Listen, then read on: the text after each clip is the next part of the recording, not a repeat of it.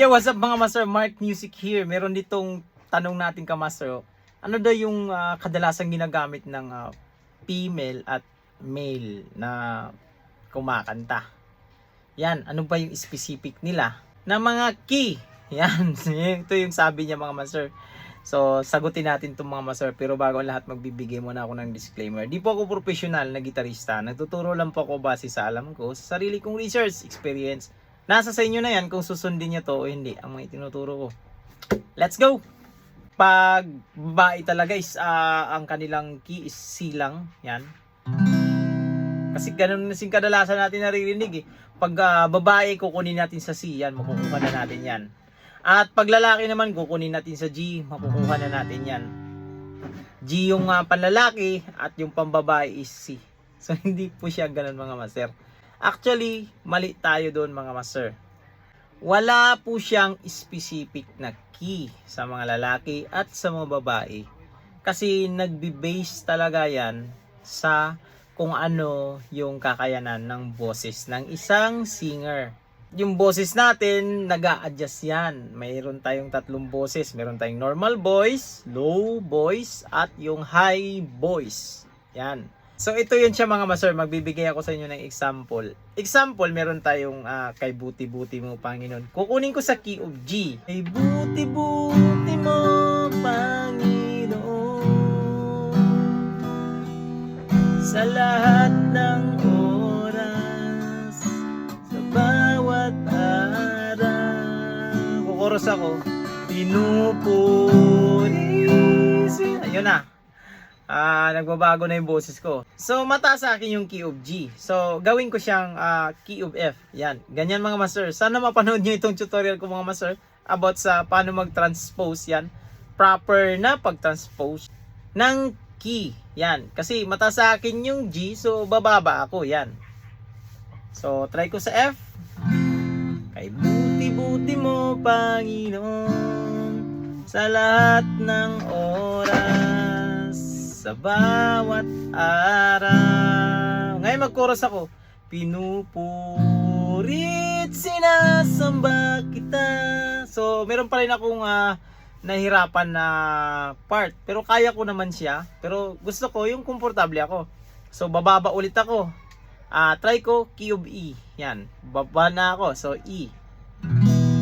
Buti-buti mo, Panginoon, sa lahat ng oras, sa bawat araw. Chorus ako. Pinupurit, sinasamba kita, dakilang Diyos at Panginoon. So, yun yung key ko. Yun yung gusto kong key. So, dito pa lang, hindi mo siya pwedeng matawag na yung mga specific na key lang talaga pag lalaki at babae. Kasi iba-iba nga talaga yung vocal range. Merong makakaabot nito na lalaki na sa key of G, yan, abot nila, which is hindi ko abot. Merong makakaabot nun. At ito na, hindi rin nangangahulugan na yung boses ko ngayon is key of E. Yan. E lang talaga yung boses ko sa lahat ng kanta. Kasi magbabago-bago po yan siya mga master, yung pitch na tinatawag.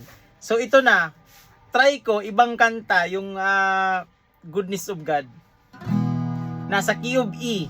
Kasi abot ko to ng kay buti-buti mo Panginoon. Ngayon try natin sa key of E. I love you Lord, all your mercy never fails me. All my days I've been held in your hand. Yan, medyo ipit yan mga master, di ba? Pag chorus, all my life you have been faithful. Parang ipit yung boses ko.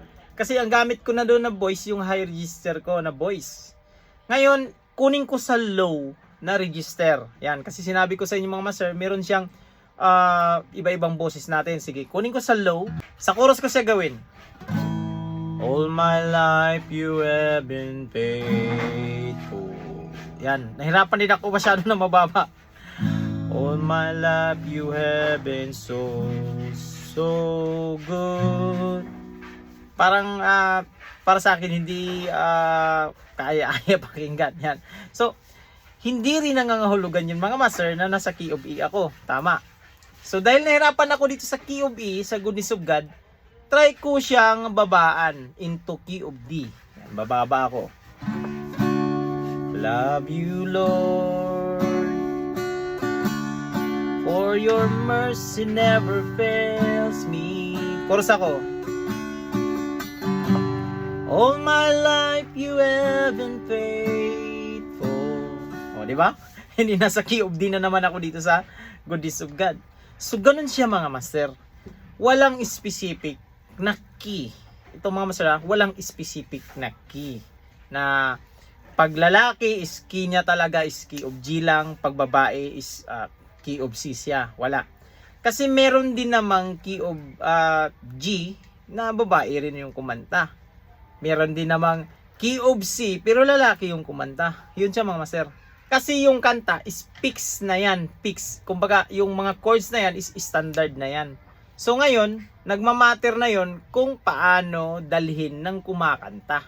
Ngayon, kung hindi niya abot, so hindi niya yon key or hindi niya yon abot sa boses niya. Kaya magta-transpose tayo.